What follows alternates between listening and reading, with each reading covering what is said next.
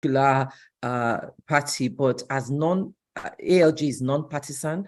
We are for Nigeria. We are for the good of Nigeria. We are advocating for the unity, the strength, and the well-being of Nigeria. So we feel this is an important topic for us to discuss, and we want to have different perspectives of where we are as Nigerians, where we are as Nigeria, and what is the way forward. Mr. Bayo, I think you would, Honorable Bayo, if you don't mind doing the honors of introducing yourself, I think you'll be in a better position to introduce yourself better than I can. So can you just give us a little brief about you? Thank you. Honorable Bayo. Can you hear us? You're muted.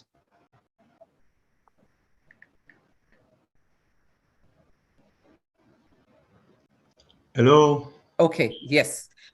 If you can just give us a brief about yourself, if you could introduce yourself to our participants, would appreciate that. Oh, okay. Good evening, everyone. It's actually evening here in Nigeria. I'm sure it's afternoon in the US, I want to believe. And of course, around the world. I'm happy to be part of this program in a way to unravel what is next, what is next in building our nation, Nigeria. Okay, my name, as the moderator earlier introduced, Bayo Adenekan.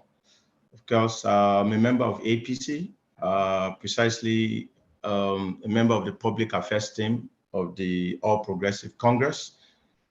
We worked very hard to ensure that the party produced our next president, who is currently the president-elect. Of course, we have a sitting president. There can't be two presidents.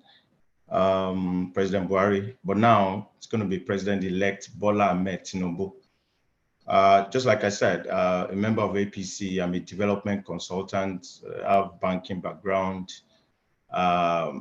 worked a while in the banking sector. From there, I joined politics.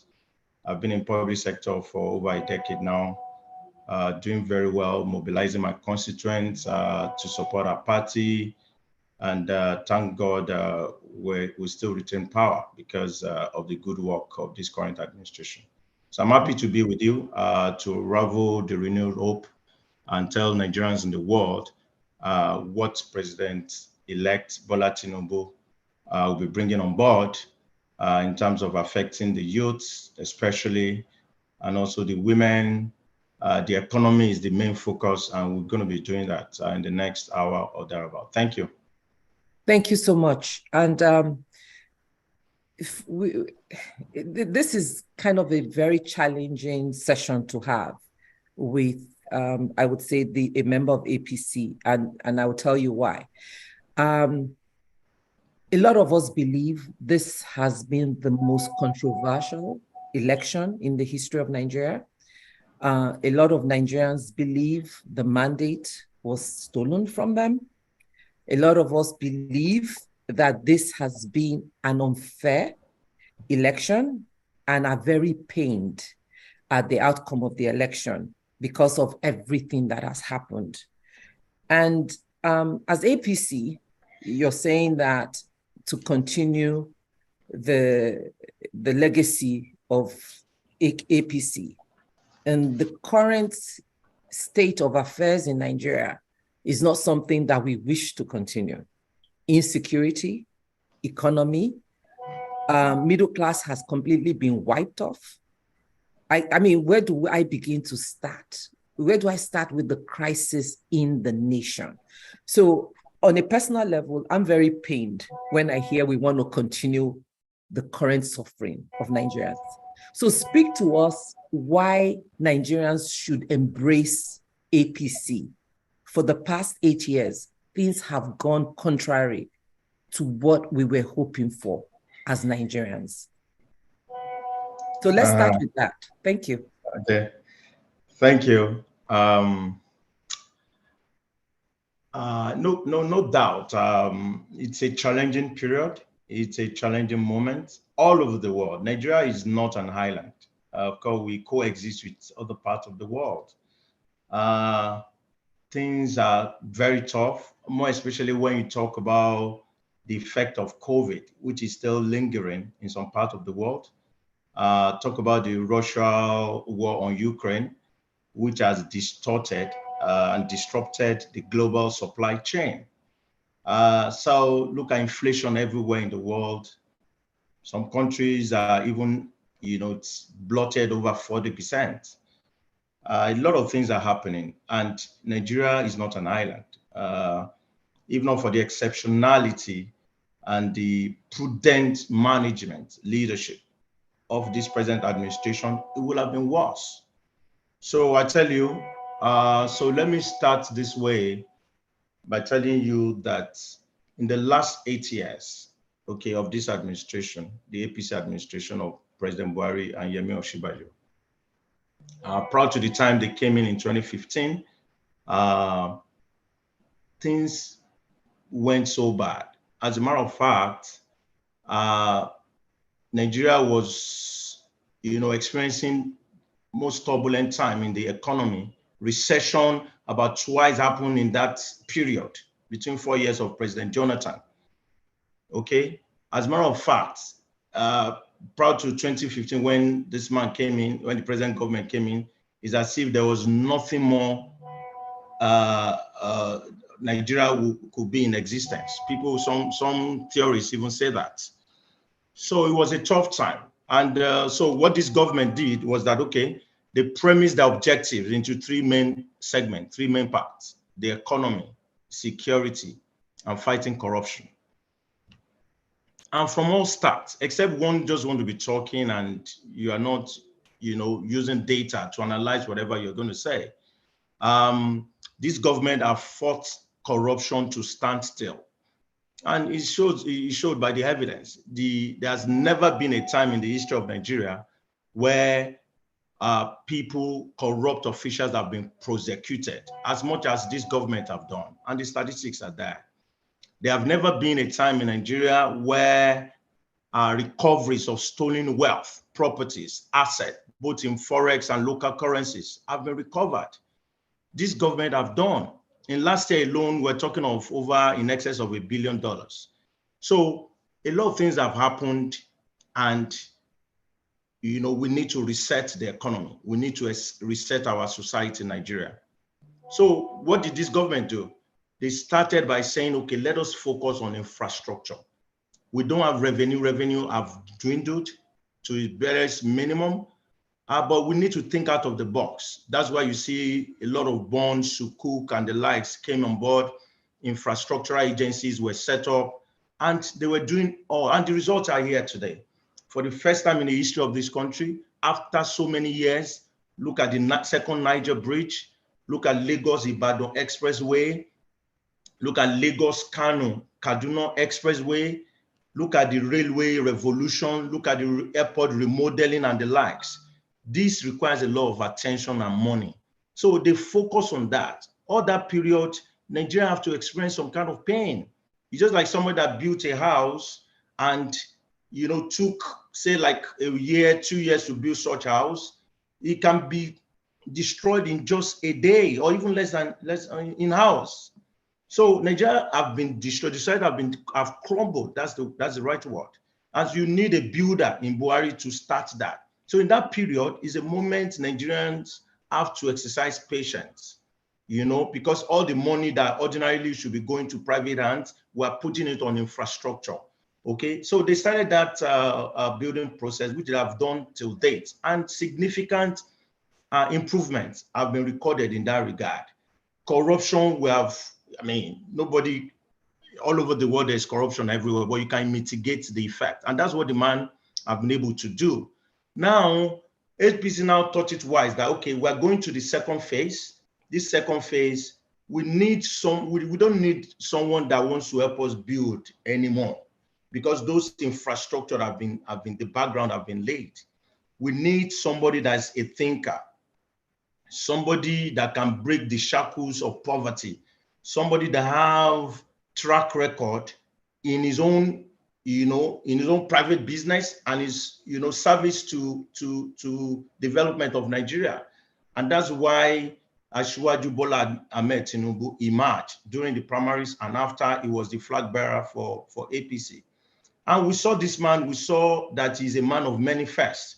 He's a man that have shown good example in Lagos State, which he did very well.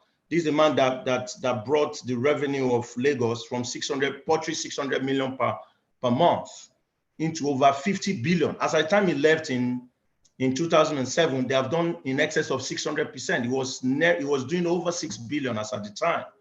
Now it has gone to 50 billion. Lagos was currently the 5th largest economy in Africa, not even in Nigeria or West Africa, in Africa. So it's a time of pain.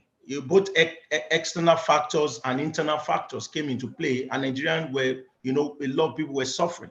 And that's why this government invested the biggest, the boldest social investment program in the entirety of Nigeria.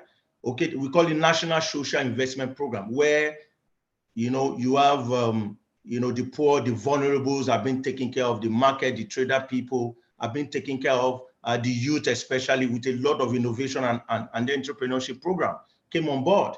Every year they voted over 500 billion the last 3-4 years on that program. So it's a moment of pain. Now we need a man that can think out of the box, that can break the shackles of poverty and take Nigeria in an accelerated manner and make our economy to be back to normal. He has displayed it in Lagos, and he wants to do it at the national level. So we have to give him a chance.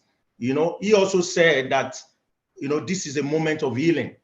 A lot has happened after the election, during the election, a lot of exchanges and all that. Youths were crying and all that. But we have seen the result played out at the presidential, as well as in the governorship elections. The results are very clear for us to see. Okay, so now it's time for healing. It's time to come together. Nobody can move this nation forward with ethnic and religious biases. The results have proven that if you think that will take you to the promised land, it's going to destroy them all. So we have seen it played out, and people are talking about election. You said, you just told me that you've never been dampened as much as you are right now, but the results have shown. Can I tell you that since 2009 till date, results were just written. People will just go somewhere and stuff off ballot boxes and do a lot of shenanigans and just bring results and force it on INEC to announce. Never has it been in the time of Nigeria, where you now have a technology-based system, called Beavers, which helps to verify who you are and accredit you. And once there is overvoting, the technology will show that, and that election will be cancelled. So now we have moved to a better level now, where Beavers is the hallmark of the day. It's the one that shows us how many people are accredited and how much are voted in such election. So that has come to play. And that's where you see in the first time of Nigeria, for the first time, even a sitting president lost his own state. Since 2009, Lagos has always been in the hands of APC, but for the first time, even Asiwaju lost it in his own presidential election that concerns him personally. So it clearly shows the transparency, the clarity of purpose of INEC by ensuring that they clear up the mess in the past and then ensure that people don't write results now. Any result that you write, because politicians are so desperate, they will cancel it and move on.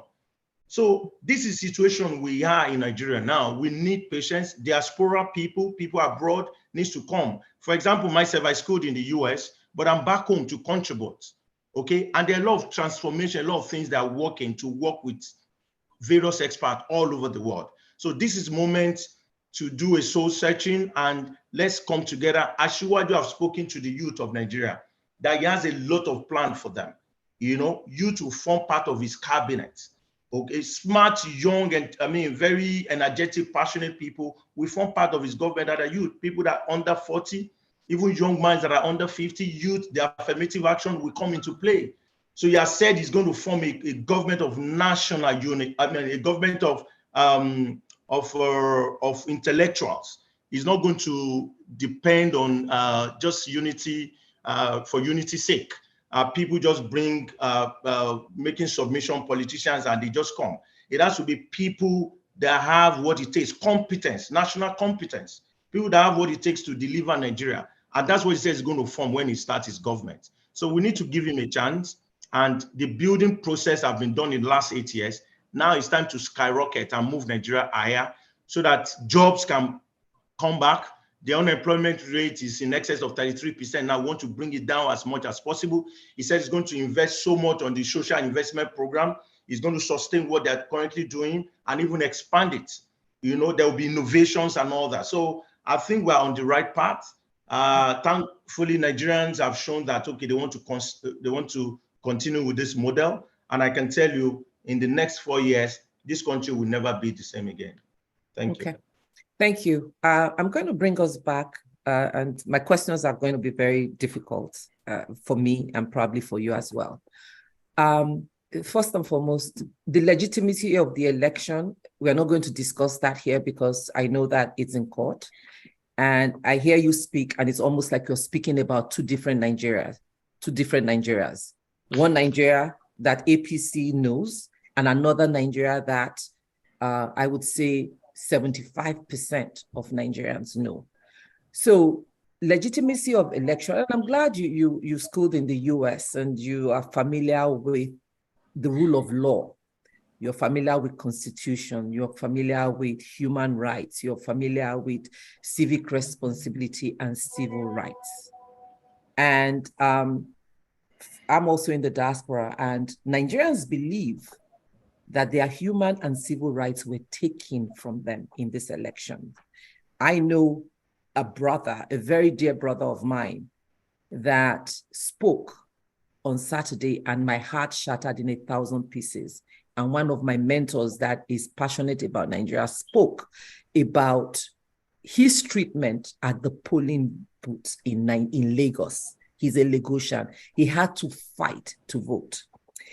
I have friends that I'm no longer friends with because of the tribal rhetorics in Lagos. Let me focus on Lagos. I have never in my almost 60 years of life heard the kind of vile statement against other tribes in Lagos, and I'm going to stay on Lagos now. And how do we start to heal from such divisive, abusive, and I would say violent? I've seen videos. There are videos of, and I would name it APC, and I'm sure other parties have done that, but you are APC, so you can only speak for APC. How can APC defend everything that has happened in Lagos and say, well, now we're ready to heal? Let's forget the abuse.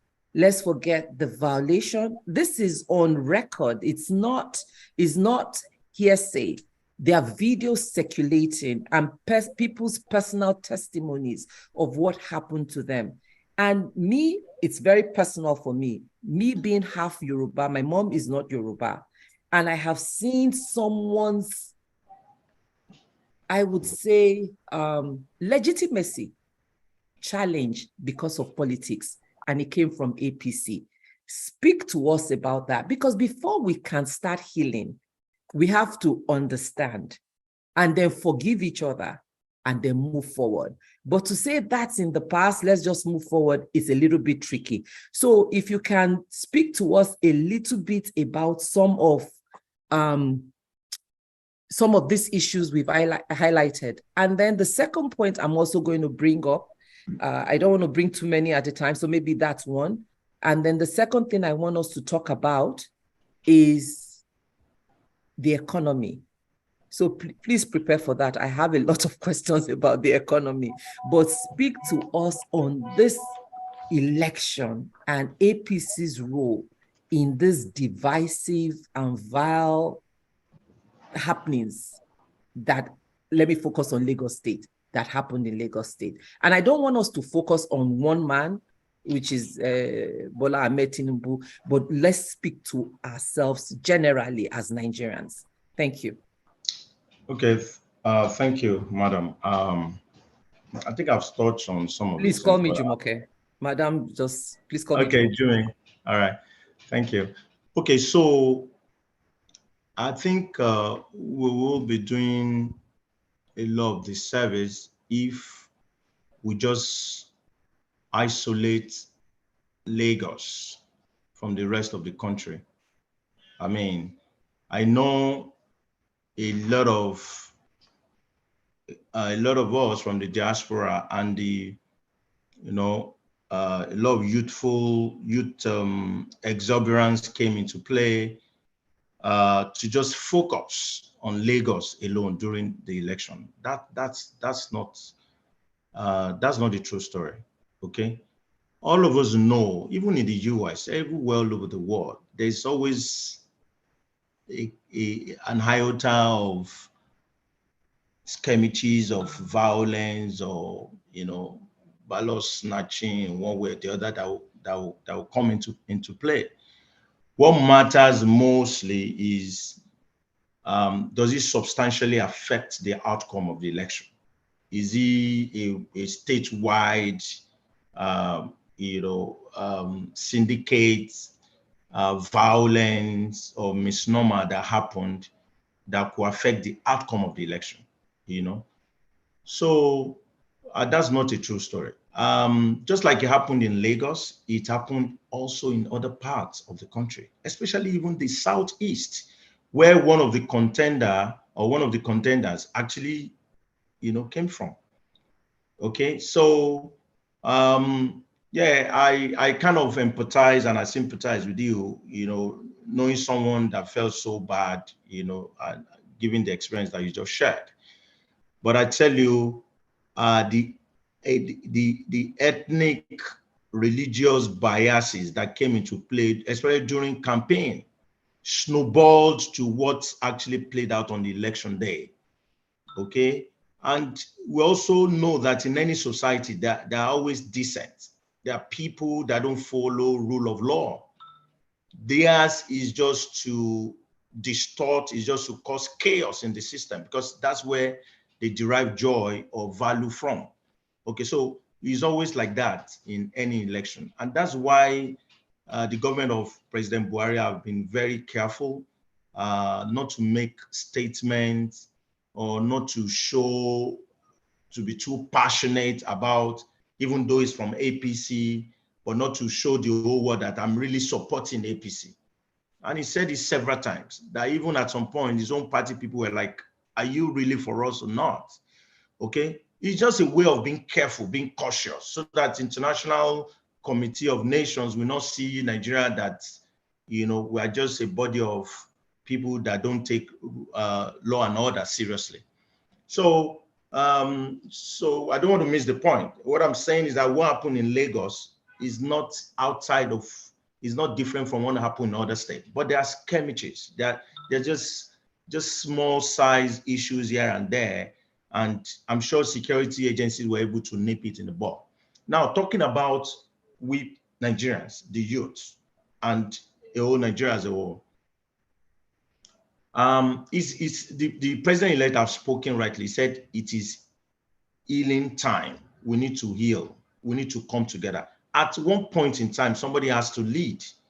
One way or the other, he has came out from that same process, that which other parties also benefited from. As at the last count in the last governorship election, PDP have won like 10 states already. APC had 15. Labour, that don't have structure, that people said is just social media based organization or party, now can be proud that they have a state. They now have a Abia state in Nigeria, controlled now, that will be controlled after May 29 by Labour candidates, now governor-elect. So this wouldn't have been the scenario. APC have lost their own state that they are controlling. They've lost Zamfara and one or two other states like that. So It happens. We shouldn't just throw away the baby with the bathwater and said, because this experience happened, so the whole thing should be rubbish. No, that's not the truth. That's not the true situation. It happened in Lagos. It happened in the Southeast. It happened in the North. But it's skirmishes that doesn't affect the larger outcome of the poll. So I hope that answers your question. Yes, and that takes us to the next one. So part of healing would be, can APC or this APC as a political entity and the government now say they would hold these perpetrators accountable and serve justice to Nigeria and to Nigerians? Because even the life of one person is not worth any vote. The life, the blood of one innocent Nigerian should not be shed. So can this APC government, because they are in control now, can they tell us Nigerians that, yes, they do not support the violence, they do not support those, the tribal bigotry and all those that went on the divisive track? Can they tell us that as a way to help heal and move us forward, they would hold these people accountable and serve justice to us as Nigerians? Yeah, thank you, Jumoke. So just like I said, there's anybody that conforms very well, I'm not saying it's 100% perfect, to the rule of law, is this President Muhammadu Buhari. And that's why he has tried as much as possible not to intermeddle, not to interfere with the process. He's refrained himself and has been very matured about it, okay? So INEC is doing a lot to compile names of violators around the country, okay? And they've asked everybody, the next point of call will be the judiciary, okay, where these cases will be brought forward and people will be prosecuted, no matter how powerful, how influential you are. Nigeria is a nation that is ruled by law, and we're guided by our constitution. So no man is bigger than this nation called Nigeria. So I can assure you, this government will never do any cover-up. Everyone that have been found wanting one way or the other will be prosecuted, and the same thing will continue after this current government ends. A rule of law for any society to make headway in infrastructure, in economy, in security, there must be rule of law.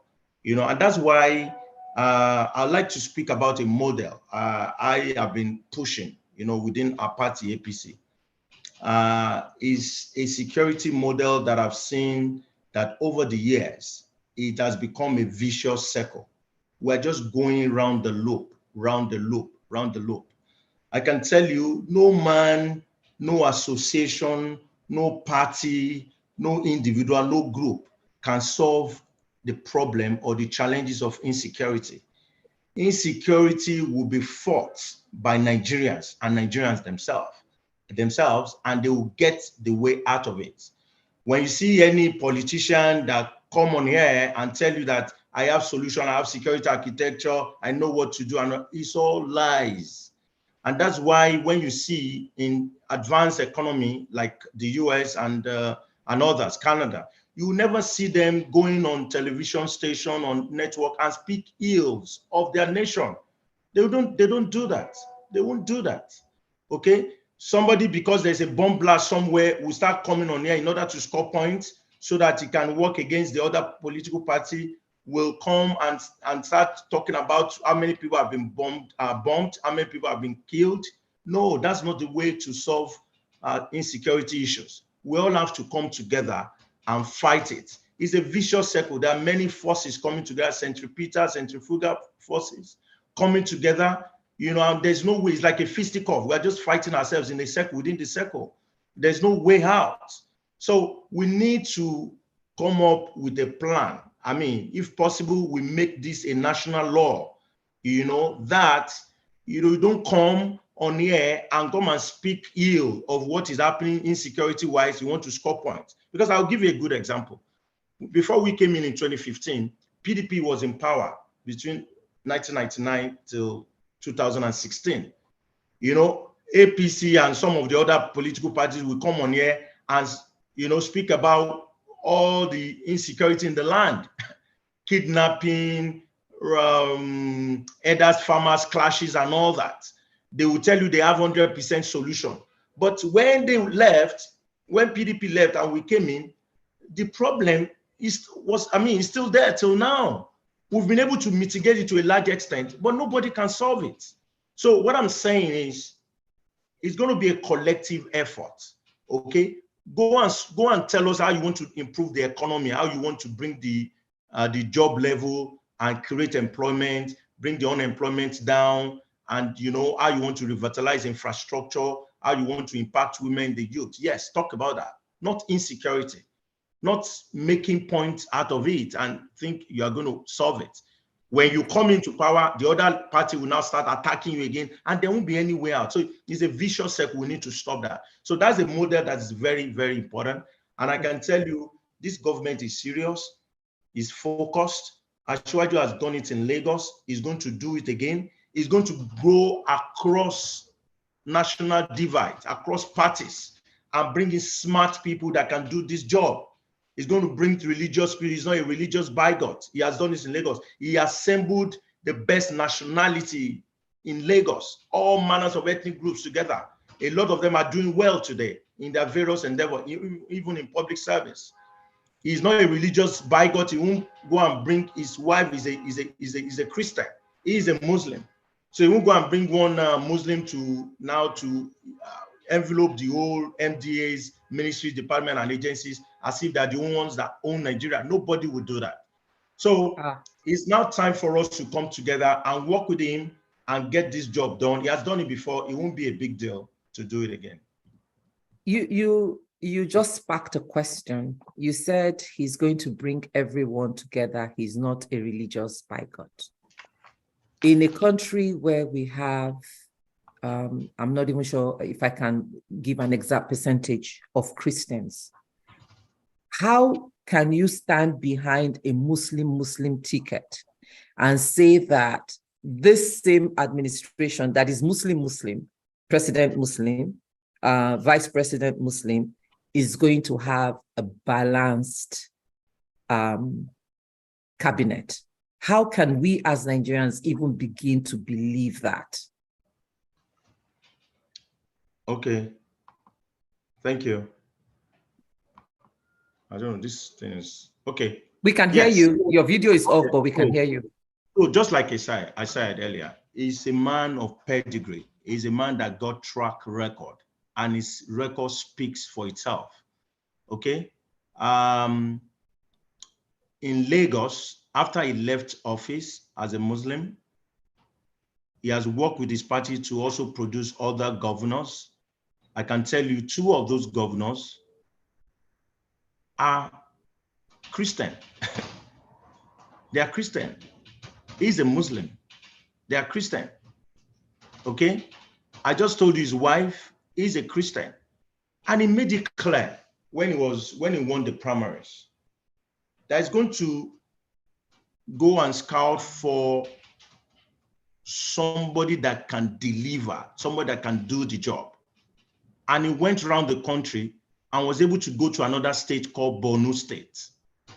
In Borno today, you can never imagine what is happening, the kind of infrastructural development, the kind of support that Borno is receiving from development partners and other organizations, multilateral organizations across the world. That man called Shetima, the vice president elect, did that job and he executed it very well. So Asiwaju is looking for who to do the job. And just like I started in my intro, nobody can wimp up sentiment, religious and ethno-religious sentiment, and think is going to get away with it. These results have shown it. We're looking for people that can deliver. Let me ask you, if you're traveling to Nigeria, for instance, and you board an aircraft, will you go to the pulpit and ask the pilot if he was a Muslim or Christian? The answer is no. You just want to board and get to Nigeria as fast as possible. If you go to the hospital to see, maybe, I mean, they have to transfer you to transfer someone for an emergency operation. Would that person be asking whether that person is a Muslim or Christian? We just want to fix this nation and get out of it. And let's leave this religious thing aside. It will be very foolhardy of person to now go and form a cabinet and now bring all Muslims, because it's a Muslim, and just bring everyone there as a Muslim together. No, you're not going to see varieties of ideas. All these things impact, one another, one way or the other. So gone are those days where somebody would just be so ethnocentric or religious centric and just bring a team together and it just won't divide alone. Nobody will do that again. So I can assure you, he has lived with a woman who, on the day of his what's the word I'll use now, when they were installing her as a pastor, the man was there, was present. That was the day even a man of God named this man Abraham. The way you are doing, you are Abraham, you are a father of all nations. Okay, so he's very conscious of that. He has proved it, and I don't think anybody wants to, wants to throw his record into the mud. So I want he wants to better his record, and he will do much more. Religious crisis will be a thing of the past during his government. Thank you. Yeah, thank you for that. And that now brings me to, I have two more questions, and we're going to open it up because of time. You talked about Shettima. And it actually pains me to hear that it's Shettima's record that brought him in as VP, and even what he's done in Borno. And there's a lot of information out there that he's a Boko Haram sympathizer. And in the north, I know the havoc the terrorist insurgency has wreaked in all of the north. Does APC have the number of Nigerians that have been killed by terrorist insurgency and Fulani headsmen? One. Do they have the number of Nigerians in IDP camp, those that have been displaced? Because if we're looking forward, we have to understand the problem, right, that we are solving, that we want to solve.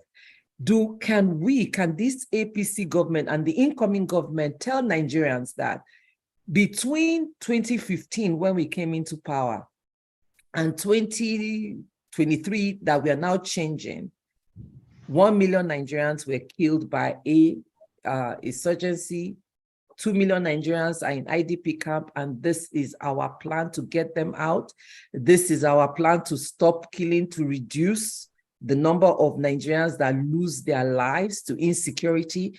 Can you, and this is Shettima that is, and I don't have it on first-hand information, that is being speculated as a Boko Haram sympathizer or sponsor.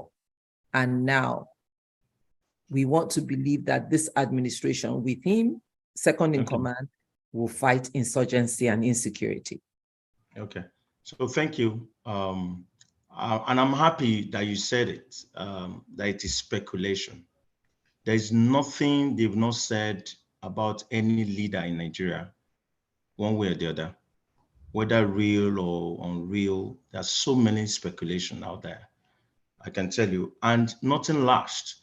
If that is the true position of any person, you will be found out at the end. They will get to know you. They will get to know who you are, and your record will be out there.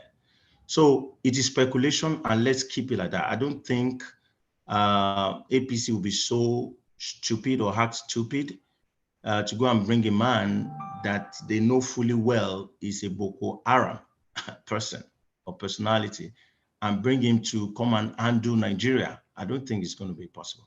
Now, that being said, let me also tell you, when we came in 2015, okay, a larger part of northeastern Nigeria were in the hands of Boko Haram. Over 200 Chibok students were in captivity a lot of insurgency in that part of Nigeria. As a matter of fact, moving to the central part of Nigeria, Abuja in particular, do you know Boko Haram bombed the UN building? They were in the center of Abuja at some point, okay, during the last administration. This government came in and has been able to tackle all that. There is no local government or ward or zone that belongs to Nigeria sovereignty that is currently in the hands of Boko Haram. I mean, we should be proud of that. Now, when you solve a problem, when there's a solution, be ready for another thing that you never even imagine will crop up. That's the case of Nigeria today. We started seeing kidnapping of all unprecedented. We started seeing elders, farmers crisis, and so many other issues across, across the nation. We are aware about, the proliferation of arms, especially in the Sahel region of Nigeria, of Africa. From Libya down, it goes into Mauritania, goes into Chad and all that, the Lake Chad Basin area, proliferation of arms all everywhere. That thing snowballed and came into Nigeria, and it became uncontrollable. And we also know how porous our border is. A lot of investment into technology has not been driven to that part of Nigeria to ensure that we secure our border very well. So lots of challenges everywhere. Okay, so it is not something that somebody would just want to just finish in one day, or you just one sweep. It has to be systematic. It has to be organic over the years, and things will come to bear. So for us, we've been able to achieve a lot in that regard. The biggest investment in hardware for military is done by this government. Biggest investment that the nation have ever had. Okay, and they are fighting. Some of our armies are losing their lives. So this is not that we should not just make make a point out of it as I say we want to score points because there's insecurity. And you think, just like my submission earlier, it will become a vicious circle. You cannot solve it.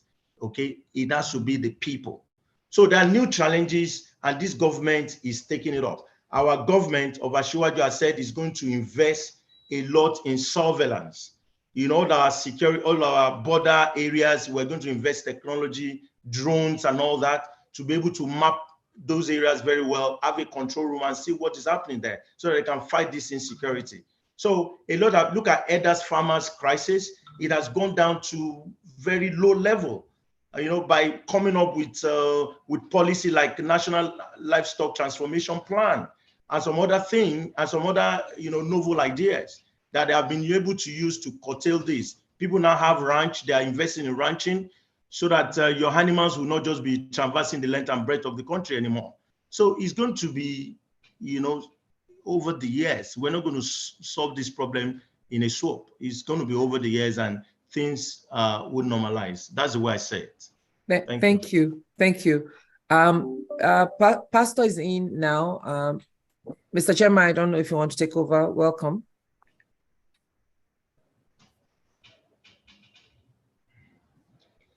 No, I think you should just continue. Okay. I'll just listen in. If I have anything to comment or chip in, I will do so. Okay. So go ahead. Okay, thank you. So I'm going to just ask you one more question. I have a few hands up. I know they've been waiting to ask you questions. So what is this current administration's plan for peace and unity? What is their strategy? If you can just, summarize that for us. What is the strategy to reconcile the country? Okay, just like I highlighted before, President Buhari, at some point people were talking about state police in order to bring it on board and to be able to stem all this crisis everywhere. He was talking about, a community architecture wherein the traditional rulers of every community, will find a way to work with their local government chairman, because they know those terrain, they know those places very well, more than anybody. So I think that plan is in top gear to make sure that we institutionalize it like a form of community policing, okay? These are measures that this administration are working hard to bring on board so that they can make it a structure, and everybody will be able to protect their community. You can't do anything with the traditional rulers. Talk about emirs in the north, talk about the obas, the bales, the chiefs, the hazes in the southeast. So I'm sure they are looking at this. There's a lot of interreligious bodies, talking about the Muslim and the Christian heads that are always meeting often to ensuring that, we bring peace to Nigeria. Okay, a lot of people have also, talked about all, the ethnic agitators, people that are looking, asking for secession and all that. We need to find a way, an out of the box political solution. Everything cannot be judicial and all that, and find a way to bring them out from their hiding place and talk to them. We need to engage them. We need to understand what their mindset, what really is the issue, and find a way around it to bring the country back to peace. And I know the incoming administration is going to also take that higher, to ensuring that, they work with stakeholders, everybody matters, the youth, the women, and everyone, so that this country can be back to its best. Okay. Thank you. Thank you. So I deduce that there isn't a plan in place yet. It's still being developed. Well, it's not been implemented yet, you want to say. Okay. There's a plan. It's not fully developed. It's in the works. Okay. Yes. Thank you. So I'm going to take some questions because it's 48 minutes past the hour. May I have Mr. Bolaji Akinyemi please ask your question?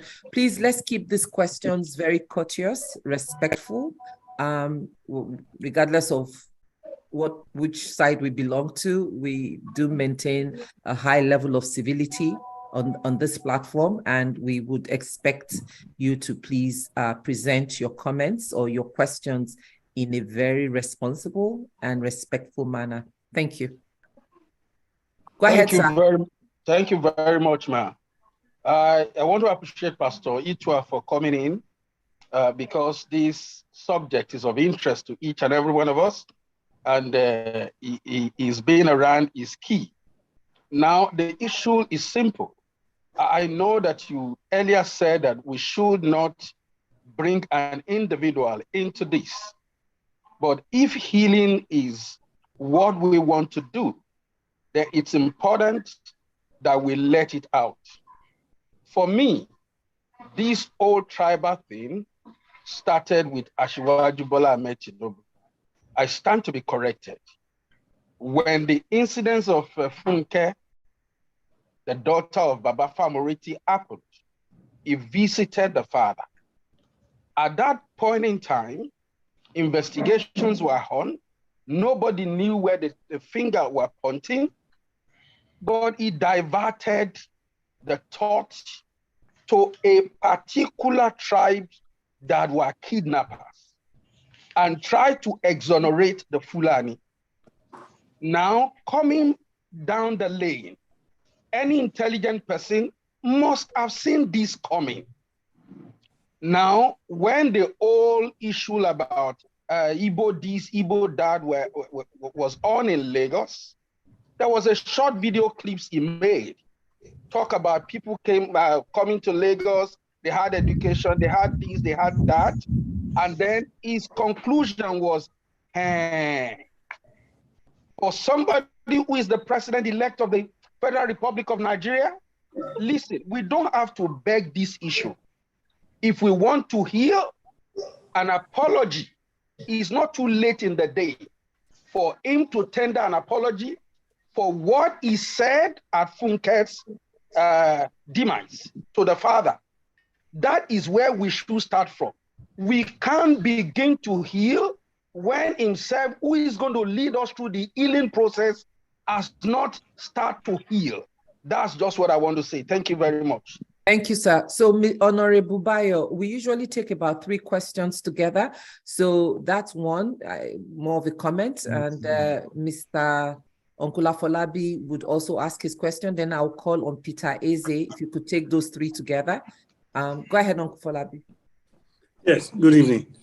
My first question is, if Bat is sworn in on May 29th, what should we be expecting from him within his first 100 days of office? And then my second question borders onto this reconciliation. Do you honestly, in your deepest and deepest of hearts, think it is possible for reconciliation to happen, especially with what we have experienced on this last Saturday? That if you're not voting for APC in Lagos, don't come and vote, sit at home. How can reconciliation be expected for those who feel truly wounded to come out and say, yes, we can work together? Deeply in your heart, can you expect true reconciliation? Those are my 2 questions. Thank you. Thank you. So we'll take Peter Eze, if you could, Honorable, if you could address those 3 comments or questions, and then we'll take the next set. Go ahead, Peter. All right. Thank you very much. Thanks so much, Jumoke. Amazing work. And I want to thank our convener, Pastor Ituah, for this opportunity. I'd like to just quickly put it this way. Speaker, I think for me,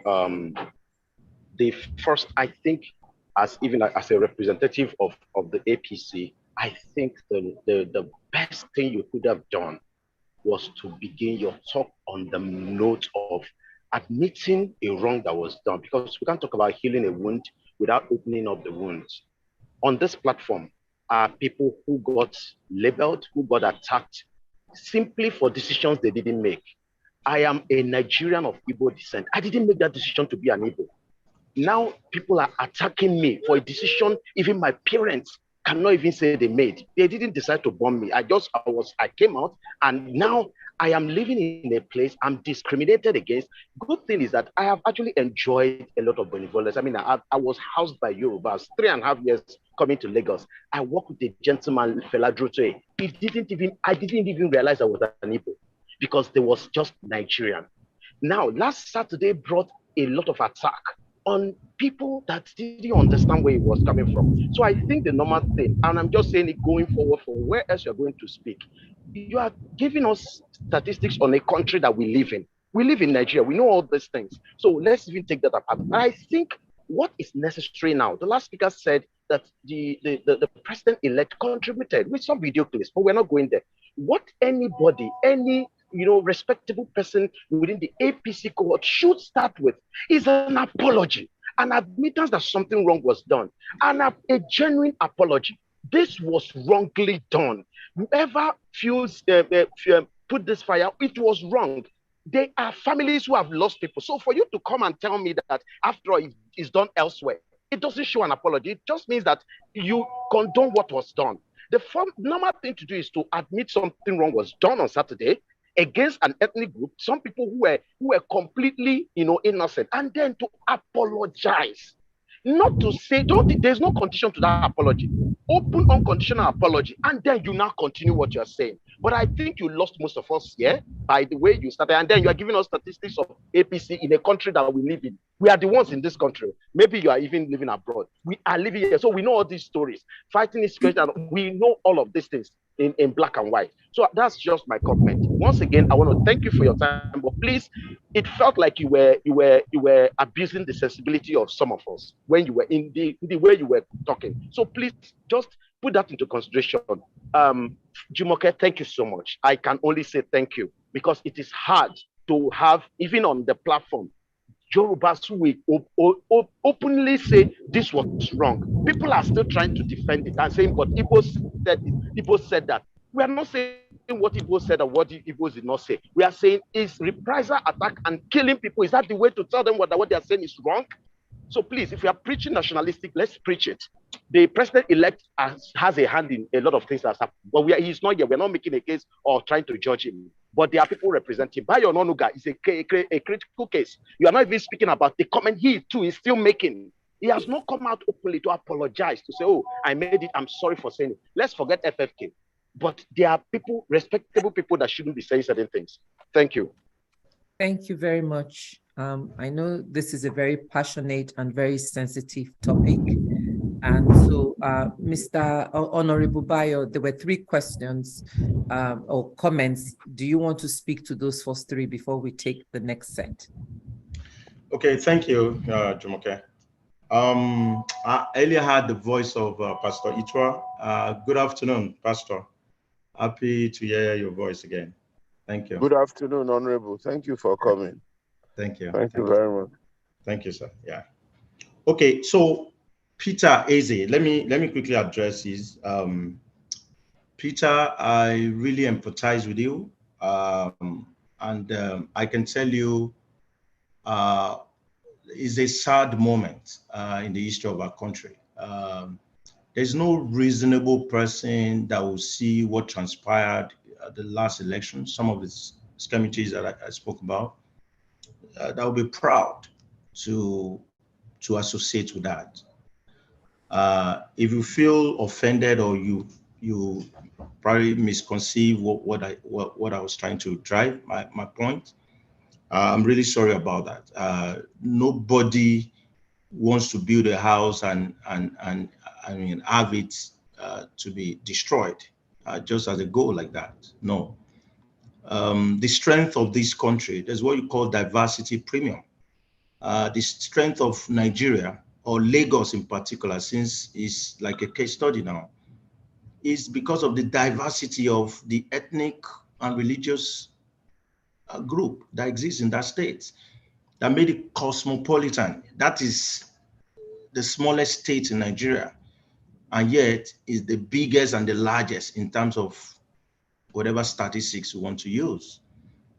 I served in the north some years ago, and I know how I related very well with my northern brothers as well as my eastern brothers.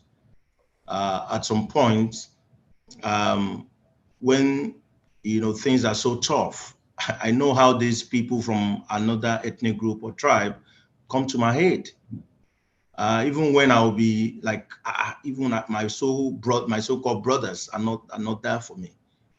So it's painful. Whoever that have been attacked, or the discrimination that have happened, I'm sorry, at the right time, I'm very sure a statement will be issued once the facts are laid to bear. I'm sure the president-elect is a responsible personality. He will do the needful, and that's why he's calling for healing. He will apologize. He will do the needful. Okay. At this level, we are trying our best to reach out to our people and tell them to calm down. That we need to work together. You won't, because of election, and we'll lose ourselves as friends. Okay, you just cited an example of what you have enjoyed in other tribe as well, what they're doing to you. Okay, so I can tell you that will be resolved. Nigeria will be back again, and it will be back to its best. Oh, so that being said, you talk about reconciliation. Somebody else talked about reconciliation. True reconciliation, yes. For him to have come out to talk about this is the moment of healing, it shows that there's a work in progress. There's something is working towards. You can't talk about healing without engaging stakeholders, engaging people that are affected. So that's just a statement. At the right time, he's going to engage people one-on-one, and he's known for that. He will leave the comfort of his whatever he's enjoying and go to everywhere and appease people. He has that, and we know that as part of his attribute. So let's be rest assured that will be done. Reconciliation will be done. Groups will be brought together, religious, ethnic groups, party, association, they will reach out. This is a man that haven't been announced. He said he has set up a committee to go and reach out to other parties, so that we can talk, sit down. Somebody has to lead at some point. And one way or the other, the system have thrown him to be the one to emerge. And we can now say because he has emerged, we are going to bring our country down. We all have to work together, and see things done the way it should be in a civilized world. So I can tell you reconciliation will be done, true reconciliation, and the best of our people will emerge, and Nigeria will be better for it. Somebody talk about what Asiwaju will do in 100 days. If you look at his statements, he has said, his statement and several statements he's been talking about, he has said it clearly that youth will be a cardinal point of his government. This is a man, when he assumed office as governor, he brought about young, smart minds. One of them is our vice president right now, and they're doing wonderfully well. Look at the speaker, look at Governor Fashola. Everybody knows the quality of these people, the value they can add to our governance in Nigeria. So I can tell you he's going to assemble the best team from the one.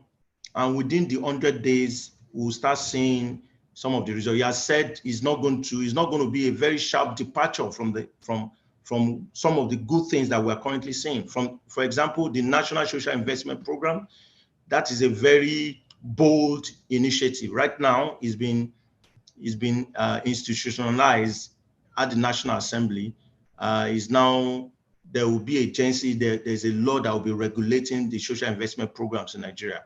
And it's going to sustain it. It's going to even expand the scope so that it can cover many people. Right now, the multidimensional poverty shows Nigeria is not even 100 million people in the poverty bracket. That's even over that, like 130 million.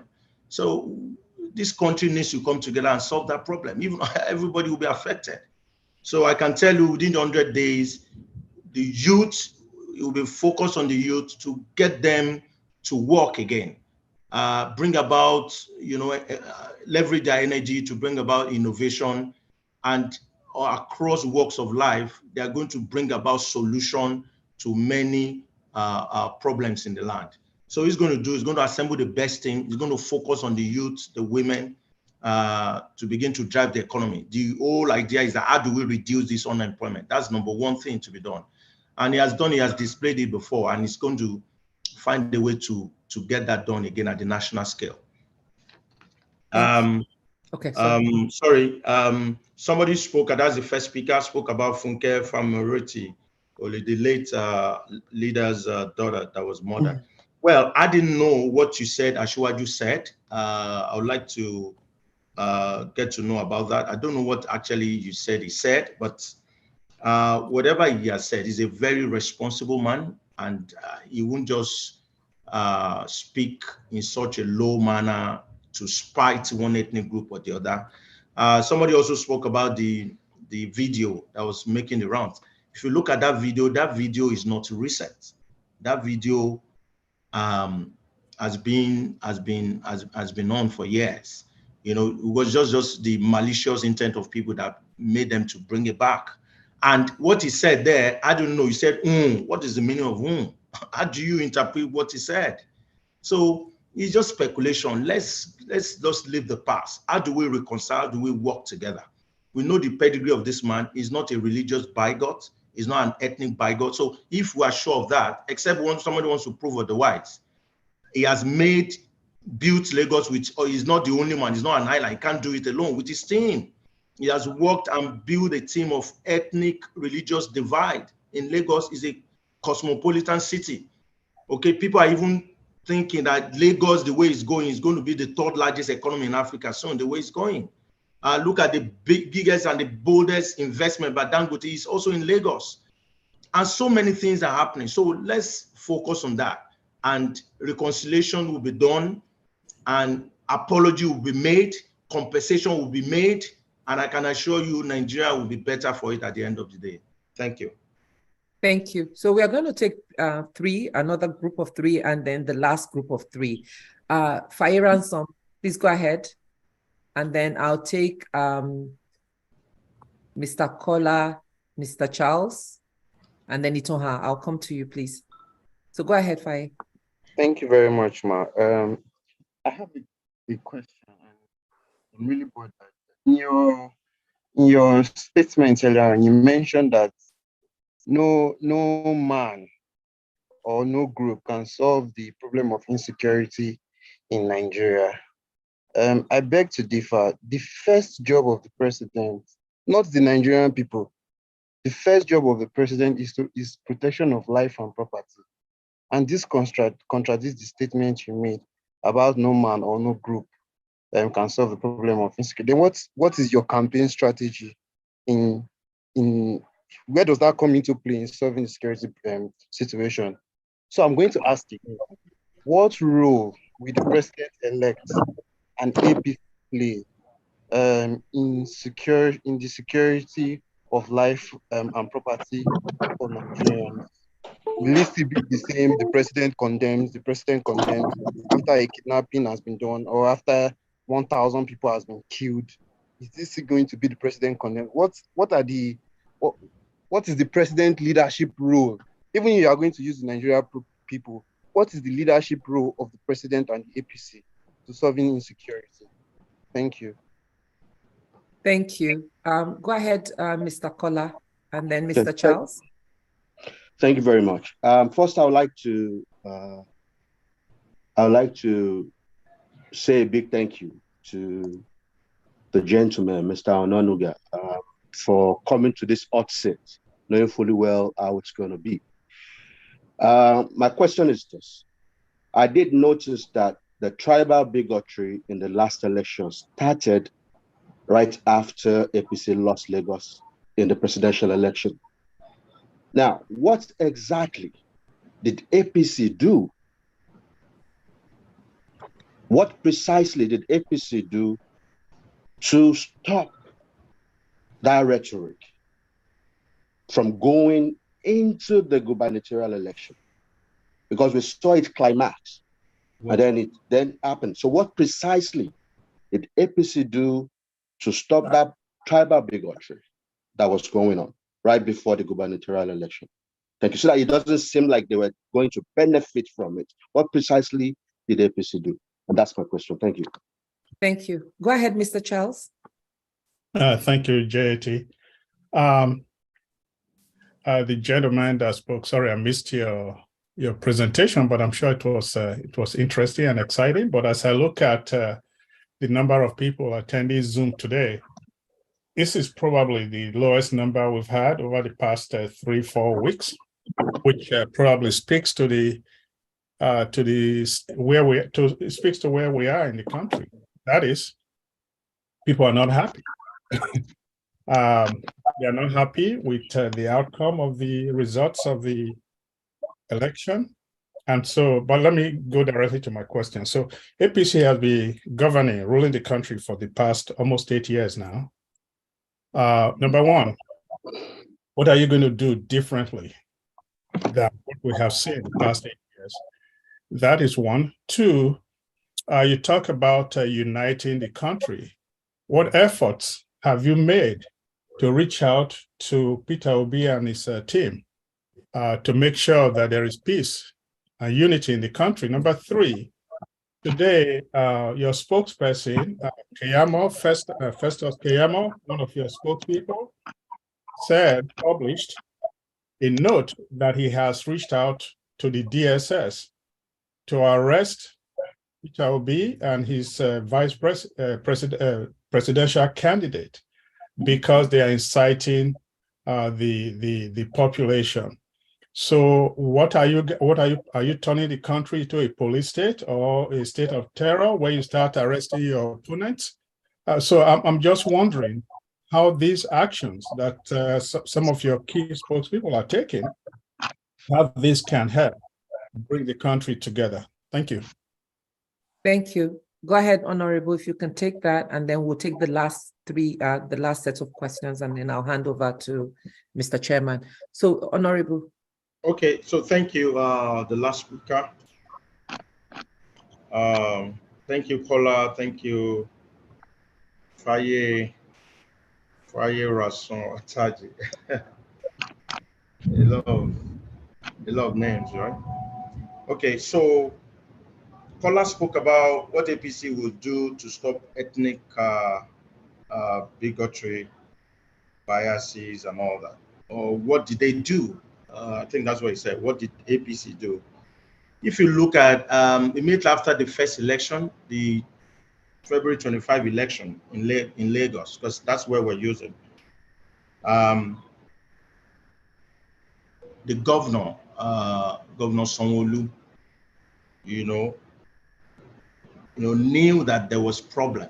He knew there were a lot of issues, especially relating to ethnic and religious issues. And what he did was to leave whatever comfort is enjoying as governor and reach out across divides. If you see some of the videos and pictures that are flying around, you see him visiting some religious leaders, meeting with different ethnic groups. Even some of the ethnic groups were coming out, to speak about what they have enjoyed, how they have contributed to the development of Lagos. And this thing did not happen by accident. It was a deliberate action by APC in Lagos, and of course the leader, Governor Sanwo-Olu, to reach out to us religious leaders. And over time, we're hearing that, some of those hardcore religious sentiments began to filter away. I mean, I saw it happen. Okay, so, and I think that's the right thing to do, which at the end of the day helped his re-election. Not saying that there are no issues that happened during the last election, but that's what he did. That's what he did, and he did that very well, reaching out to ethnic and religious groups, association, individuals, to ensure that we douse the tension, and I'm sure that reflected in the election proper. Otaji, that's the first speaker. I spoke about the role of security. I think you mixed what I was trying to say. You didn't get me quite well. What I said was that, there's a vicious circle of us dealing with insecurity, and we've never solved it. A party will come to power today and say they have all the best architecture, the strategy, the solution.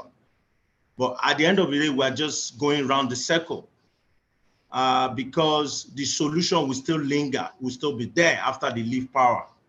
So I've seen that happen since 1999, and I felt that that is not the way to go.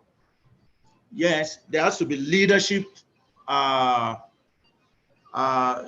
affirmation by the leader in question, which is to secure life and property of the citizen. They will not tell you they're not going to do that. I just told you the biggest investment in hardware is done by this administration now. Okay, but has he solved the whole problem? The answer is no.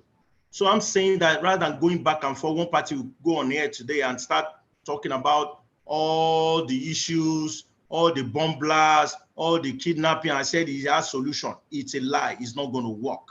We need to devise a bottom-up top approach. It is the people who are at the bottom that will solve this problem. That's what I'm saying. So we should be able to galvanize ourselves as people and say, you know what? Nobody should go and score 2 points because of politics, like a political mechanism to wanting to, just baboozle us and say that you can solve this problem, but at the end of the day, you cannot solve it. We need to stop that. Go and talk about economy, talk about other issues. Let us come together across association, across parties, across religion, and come together to solve problem of insecurity. And there's plan on it. I talk about the community approach plan. It's going to come into force. Some bills were passed in the last couple of weeks. I'm sure this is also part of the larger consideration, and that will be done. Some people spoke about state police. If that is going to work, that will be done in the next administration, and they will just come out with the best solution to it. So I'm just saying the commander-in-chief will not, shy away from his responsibility to provide to provide security of life and property, the welfare and welfare of our people. But I'm saying that in terms of solving insecurity, all of us must participate. And nobody will go and be making inflammatory statements that you can solve problem, and whereas it's going to worsen. PDP did it till 2015. It's not been solved. APC criticized them. APC came to power. PDP started criticizing. See how the cycle continues. It has not been solved. So we should stop that and change our tactics and approach. It's not enough to invest in the best technology and all that. It has to do with people at the end of the day. So if people have not resolved that this is the way we're going to solve it, we're just going to go in circle and we won't be able to solve it. Now, Kola spoke about,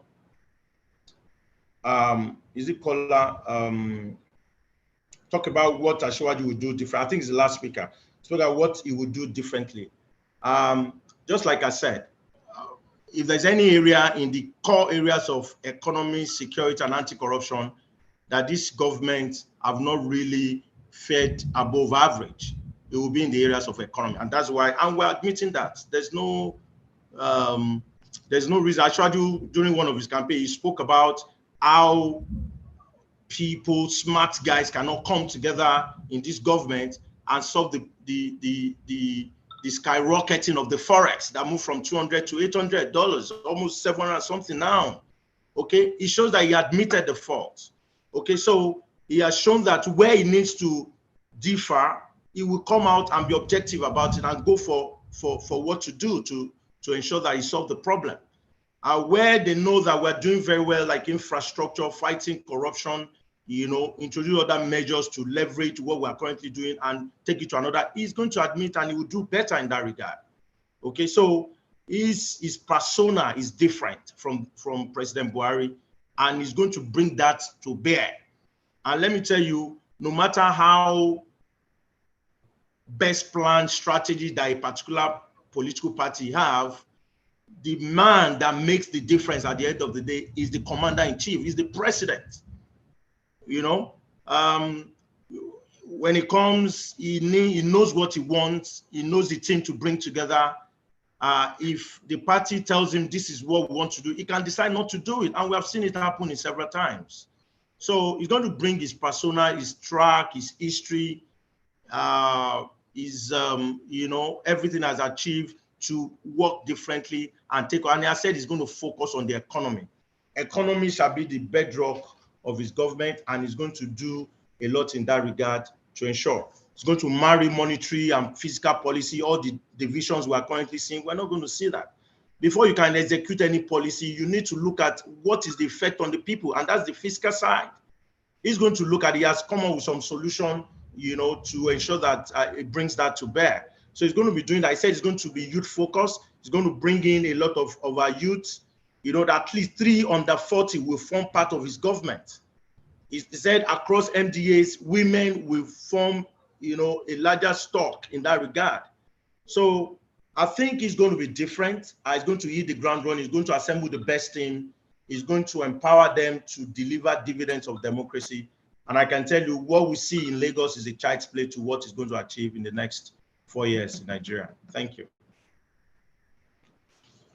Thank you so much. We're going to take the last 3 sets of questions, and then I'll hand over to Mr. Chairman for us to close. So go ahead. Okay, can I just take my closing comments now? Okay. And yes, then sir. I'll hand over to you to take the last 3 set of questions and then close.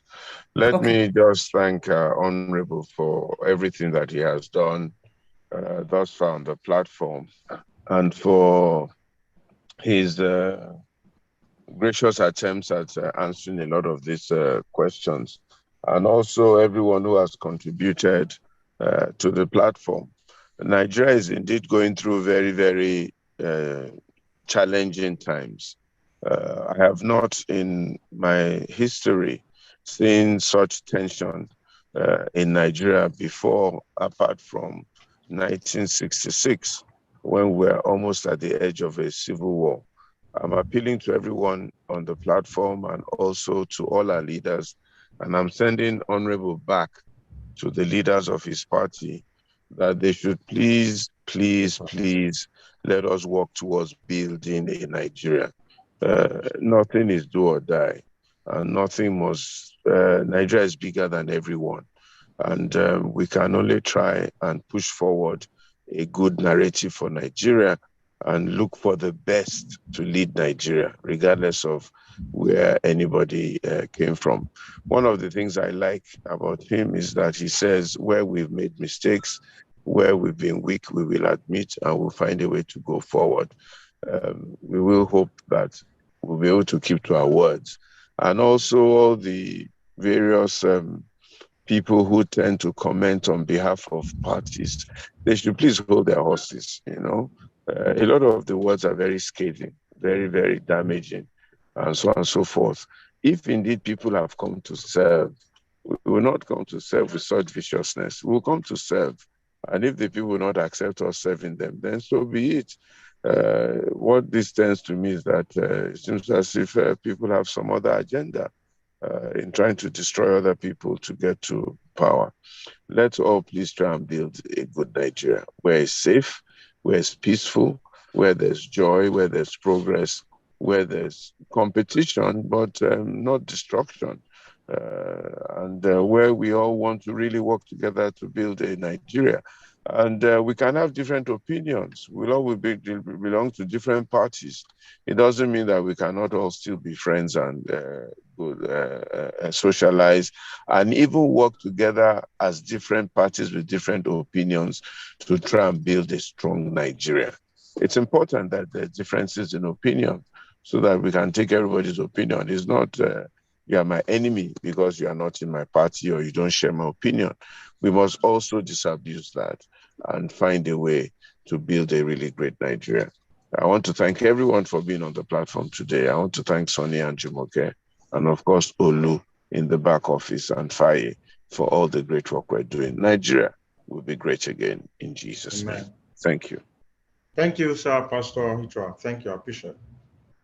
Thank you. So my sister Ituah, please go ahead, and then we'll take Noyo, and then we'll take Samuel Dada. That will be the last 3 questions. And then Honorable, you can give your closing remarks. Thank you. Ituah, go ahead. Good evening, everybody, and thank you, Sister. I hope this doesn't sound like I'm overflogging the issue. I just want to reiterate and suggest that when you go back, Honorable, to the leaders, you will impress upon them that, truth be told, we can see a lot of us, I think I speak for quite a number of people, can see through what has happened in the recent past. I'm not going to mention, but a relatively prominent Oba, not actually, but a relatively in front of his center, the center in front of his palace, we had 3 people. As you go and cast your vote in the booth, in fact, the booth was very open. As you go and cast your vote, the 3 people will stand there and tell you where to vote. At that particular center, a gun came out. At that same particular center, a woman who owns a market store, an older woman who owns a market store, was told that if she doesn't vote APC, she will not get her store back. So I would like, first of all, that when you get back, it needs, these wounds cannot be festering until if the president-elect comes into power. It cannot wait till then for him to apologize and do the needful. There's a strong sense of our sensibilities being offended to a very high level. So it really needs to be addressed. So I would like that. So that's really my suggestion. I would like, if you can get, when you get back, to please ask that as much as possible, as many times as you need to do it, for people to stop feeling slapped in the face. I have people who have pointed out and said, oh, that's Omo Igbo. I'm not Yoruba, but Omo Igbo. You know, so you can imagine how people are feeling. And then we have the young people. I've talked to several young people, and everybody is saying, many of them, not everybody, but many of them are saying, I'm done and dusted. Oh, auntie, no, I can't be bothered. Oh, this country. How can we do this? How can this be so blatant? It may not have been, in fact, on top of that, one last comment, on top of that, my own polling station, first of all, I was redirected. When I first went to wherever they first sent me on a, whatever, the police people at that center before the INEC officials came, the police there kept saying, "Oh, orders from above, orders from above." Everybody has been told not to. How can the police? So these are officials. You can imagine them saying that. Then at my own center, the police were, in fact, on Cook Cloud, they were so angry, and they kept saying, and of course there was a whole huge presence of all the goons that belong, I apologize, but this is the truth. They belong to the goons that belong to the present party, and it was overbearing. So it would be nice for you all, please, to get back and then, assuage every Nigerian. It doesn't matter that it happened only mainly in Lagos, but every Nigerian needs to come back to feel that, okay, we're Yorubas, we're Igbos, we're everybody, and we're all Nigerians first and foremost. Thank you very much. Thank you for those comments. Can I have Noyo? Noyo, I've asked you to unmute. Please unmute. Okay. If you're not able to unmute, I'm going to ask Samuel Dada to please unmute. Just 1 minute. This is Noyo. Can you hear go me? Ahead. Yes, I can hear you. Go ahead. Yeah, please, I'm sorry. I'm in a very busy place. I'll be stepping out in about 2 minutes. Is that okay? Please, I'm sorry. Okay. If we're still I'll come back. Go ahead, Mr. Dada. All right. Thank you so much. Please keep your okay. Yeah, go ahead. Yeah, thank you so much. Sir, the guest, I think the election has come out and it has gone. And if you should see by the comment of the people are not satisfied. But what I observe is that if a party has gone for 24 years and they know that they've governed very well, should there be any reason for loud people coming, threatening people's lives? We see the videos, MC Oluomo and the rest. I don't think they should be afraid. They should just be relaxed and not sending talks to disrupt the electoral election. You see, leave that aside. My own comment or suggestion to your party, APC, if God willing, that they will be the one to be in power from May 29. You mentioned about the youth inclusion by the president-elect, where I don't believe in the individualism system of democracy, where you mentioned that the man brought out Oshibajo, you mentioned some names before. I see those ones as a political of individualism. The youthful inclusion that I would suggest to you today is helping the Nigerian youth to involve in building the nation. What do I mean by that? You said something about our borders being porous, about the technology. I will tell you that your party needs to digitalize Nigeria. And for you to do that, you just need only two things to digitalize Nigeria. We need to have a stable electricity. And I will tell you, every region in Nigeria has a way to produce or generate a powerful power, electricity, the wind energy, the thermal energy, the hydro energy for all the regions. Now, how do you do the digitalization? In every local government in Nigeria, we have millions of youth that are not working, that they went to university, they can operate with computer. Take them to those local governments.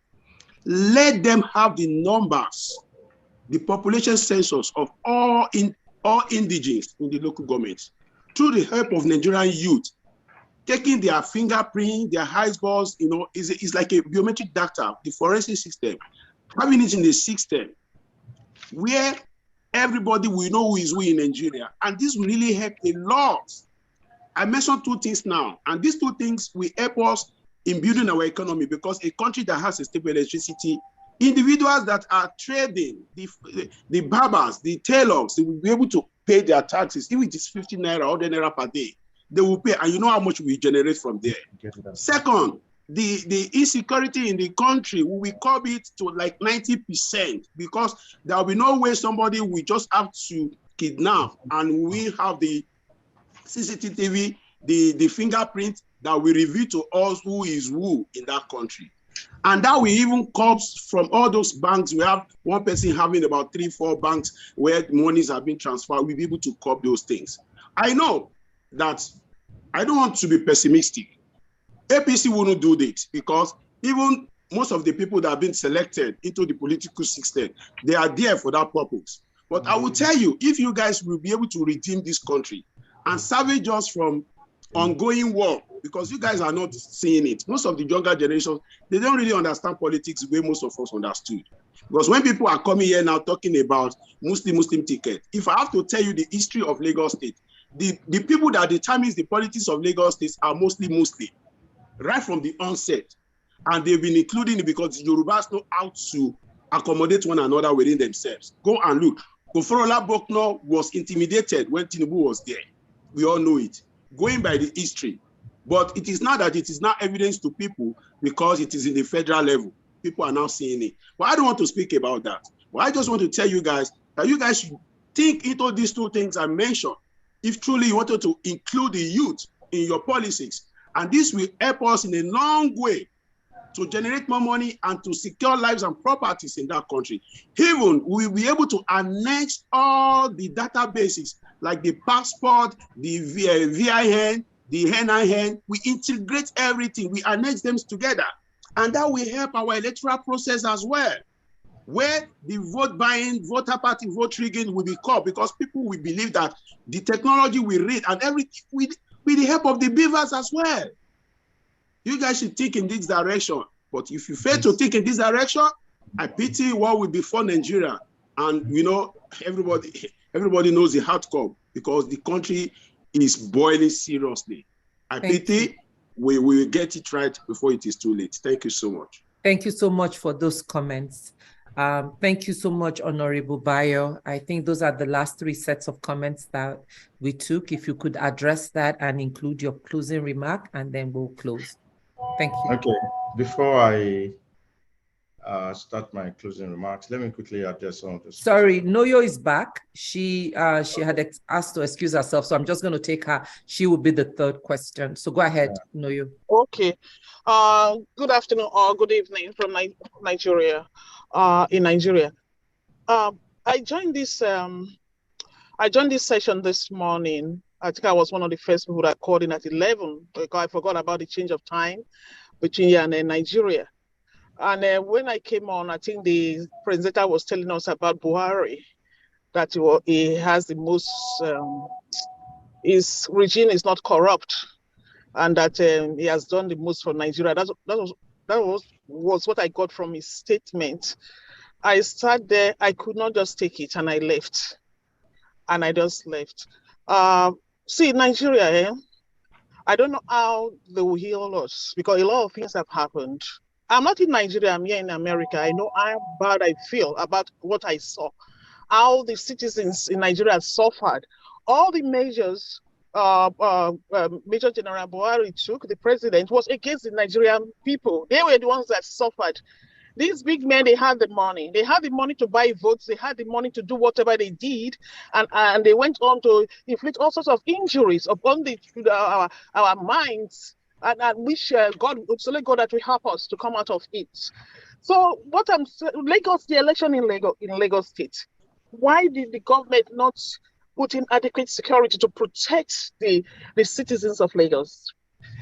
Everybody saw what happened. That people did not vote. There was no election in Lagos State. So if this man is the most caring president and everything, what did he do? Even when the masses were crying out, the video clips were going around the world. We are not voting, no. They told us to come out, we are in VCG, we have a park. They want us to come to the highway. People were doing voodoo on the highway. Oba of Lagos is doing this.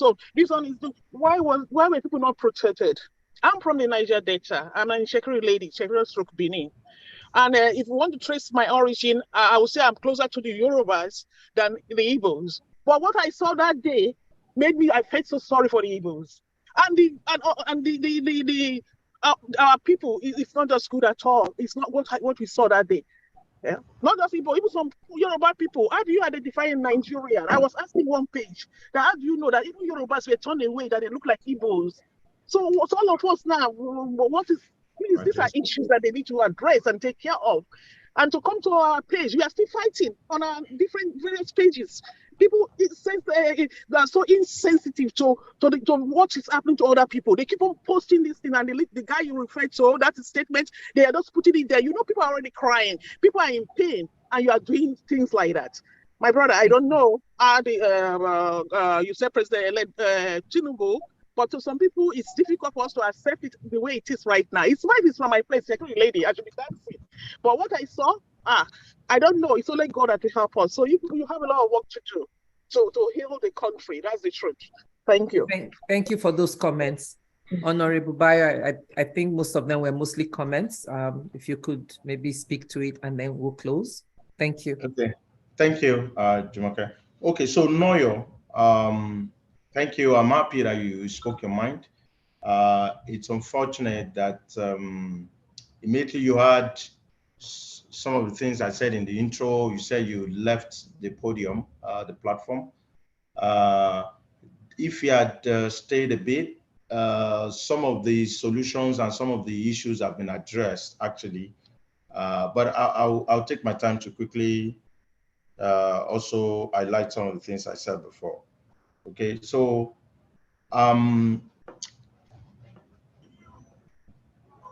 unfortunately, somebody said I shouldn't speak about that again, but I tell you, you know, the focus was largely in Lagos. But I said it. If you see what happened in some other places and people have not admitted to speak about, then how do we now start talking about healing when this same thing we're complaining of, some other people are doing it elsewhere? Okay, but I don't want to, you know, sound, you know, with an excuse. I just, you know, we just like us to move on. Okay, all these issues will be addressed. We can't say it's just one person that started this ethnic, religious biases that is flying around. At some point, the peace committee had to bring all the candidates again for the second and third time to make sure they sign a pact, a peace accord, and ensure that, you know, they also curtail their spokesperson not to, you know, overeat the polity. So it's everybody, and all of us must come to the round table to address these issues. You know, talking about the attacks, the insecurity in the land, all of us must come to if we really cherish our nation.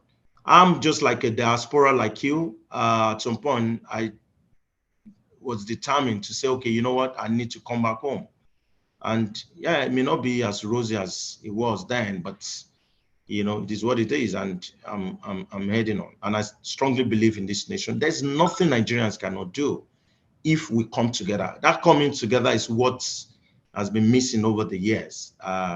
We just have to realize at some point that wherever we are now, US, UK, Europe, Asia, home is home.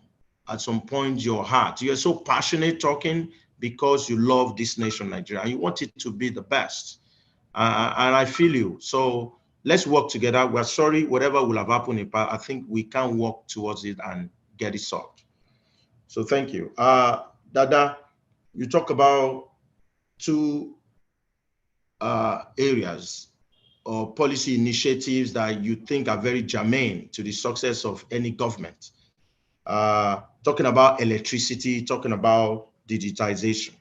I can tell you, if there's anybody that have done a lot of work in the past in these two areas, is the president-elect, and he has demonstrated it. The first IPP project in Nigeria was instituted by him, but because of the roadblocks, the bottlenecks in acts, in laws, he could not do much, you know, to upscale that policy at that time in Lagos.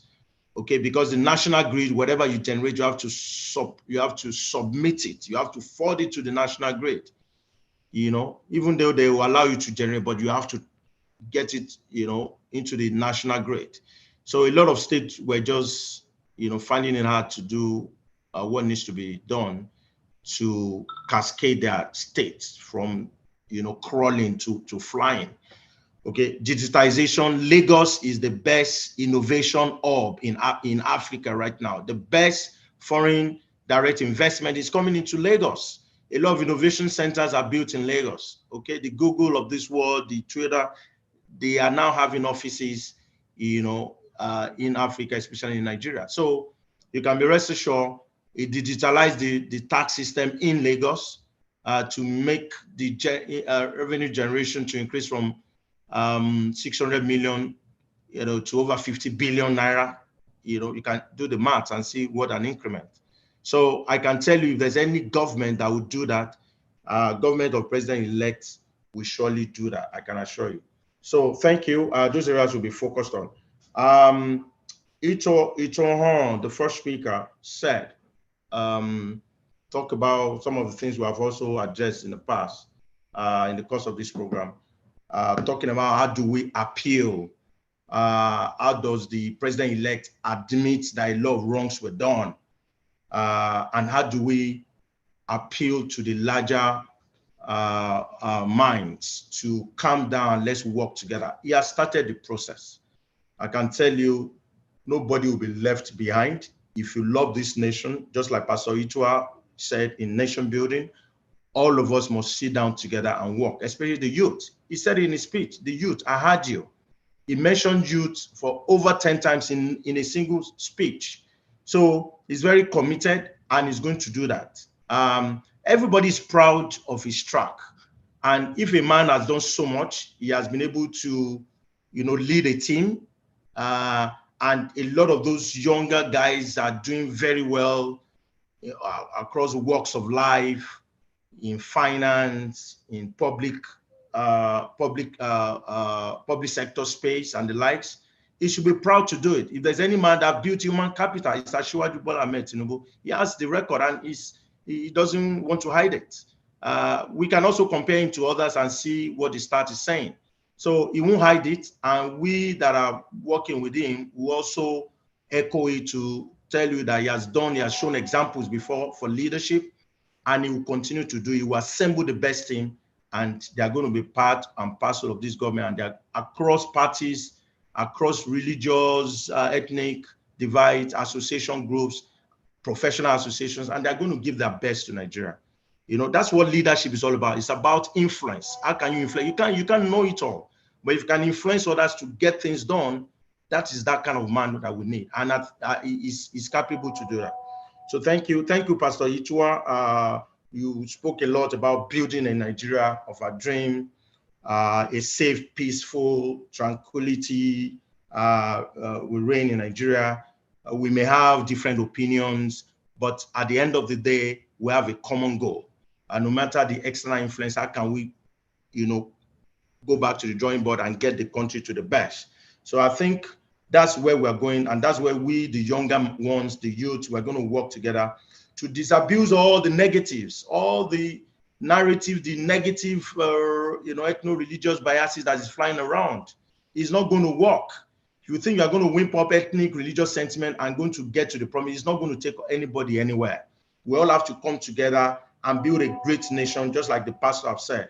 And I think this man, if we give him a chance, he has the stuffs to better take Nigeria. He said, and I quote, he said, I will give priority to expanding the civic space and safeguarding citizens' freedom to exercise their rights within the bounds of the law.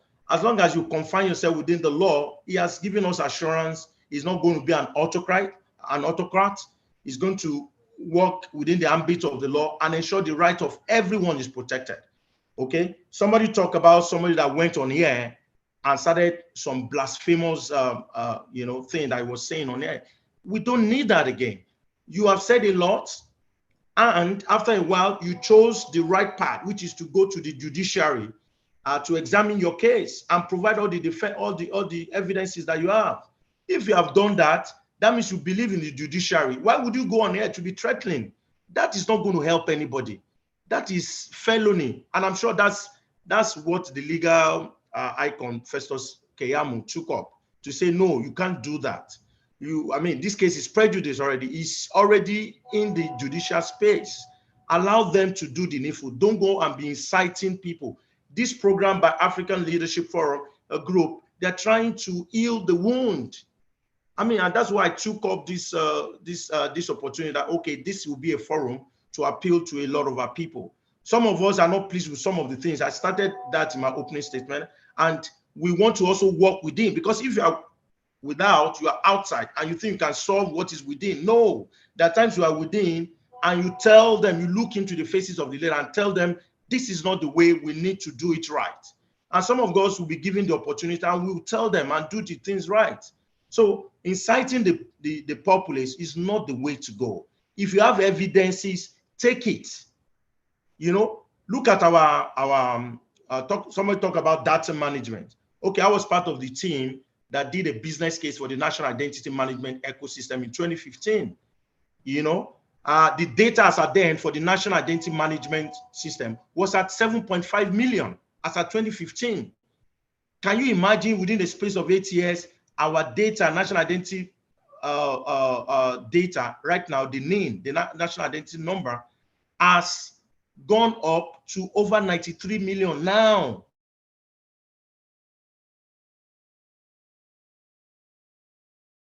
Have we lost you, Mr. Honorable Adenekan?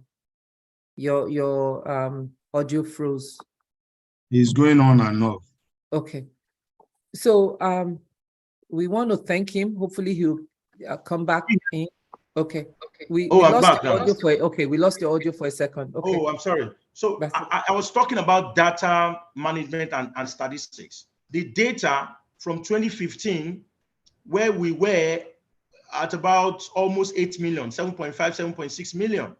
We have moved at the data of Nigerians that have registered under the National Identity Management Database to over 93 million now. Look at the opportunities. You were talking about harmonization. It has already begun.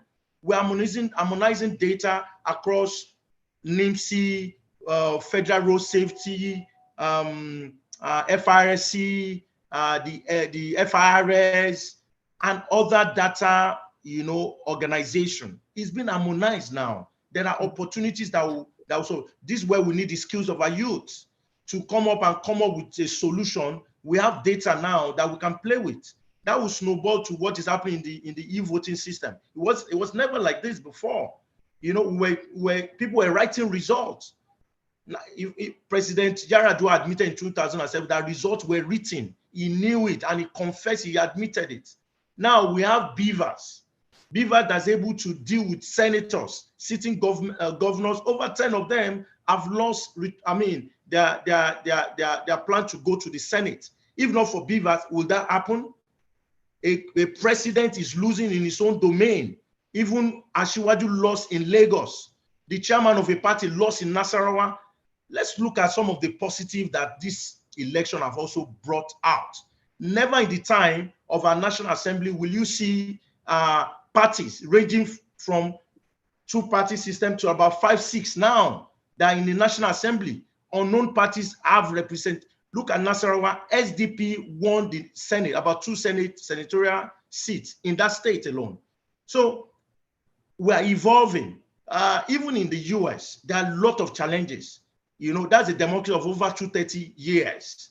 We are just, under 60 or just a bit over 60 now. So let's work together. Rome is not built in a day. We can't just, because it's working somewhere, we now want to copy and paste and dump in Nigeria, and we want it to just happen like that. It's not going to work.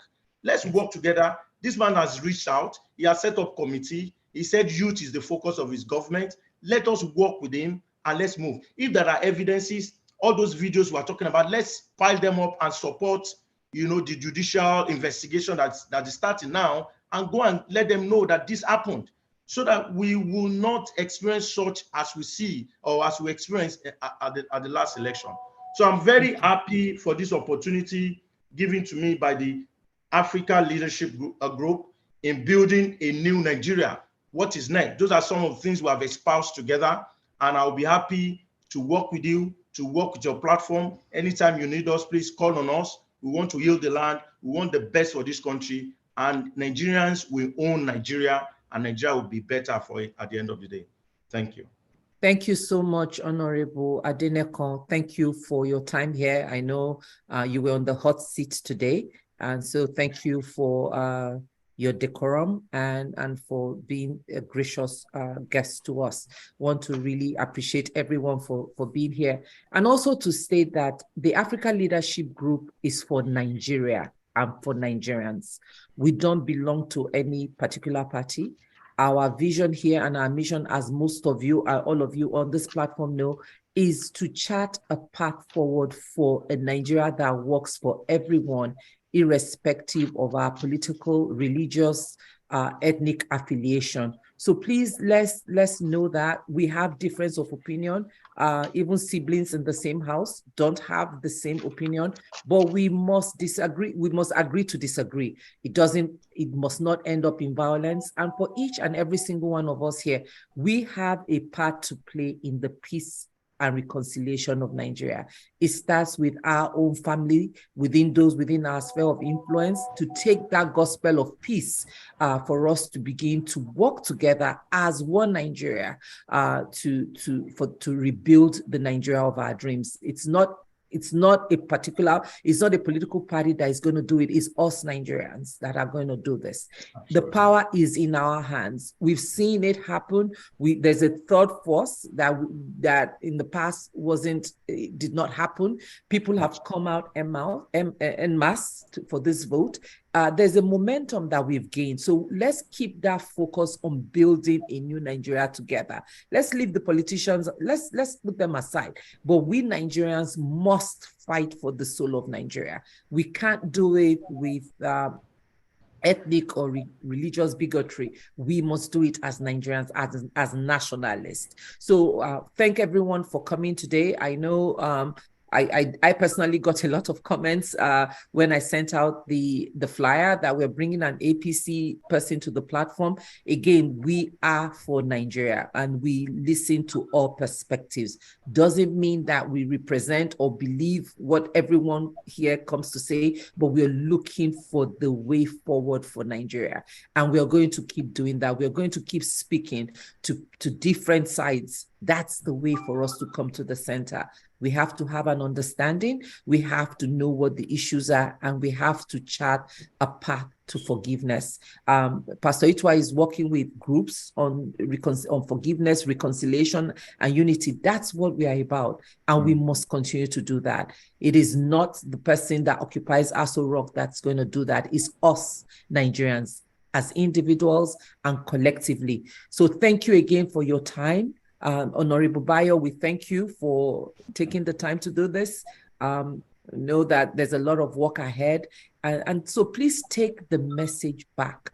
As Sister Ituah said, we need that apology must come, reconciliation must come, restructuring must come. And we must begin to find ways to move forward as Nigerians. So thank you all again for your time here. Appreciate your participation, and we'll see you again next week, Thursday. God bless you. God bless Nigeria. Thank you, Jumoke. Thank you, everyone. Thank you, the participants. We appreciate you. We are sorry for the misnomer. I'm sure we're going to correct all the hills. I'm sorry, and thank you. God bless you all. Bye-bye. Thank you so much. Have a good evening, everyone. Thank you. Thank you so much. God bless Nigeria. God bless you. God bless Nigeria. God bless Nigeria. God, yes. God bless Nigeria in Jesus' name. Yes, we'll continue to pray for the nation.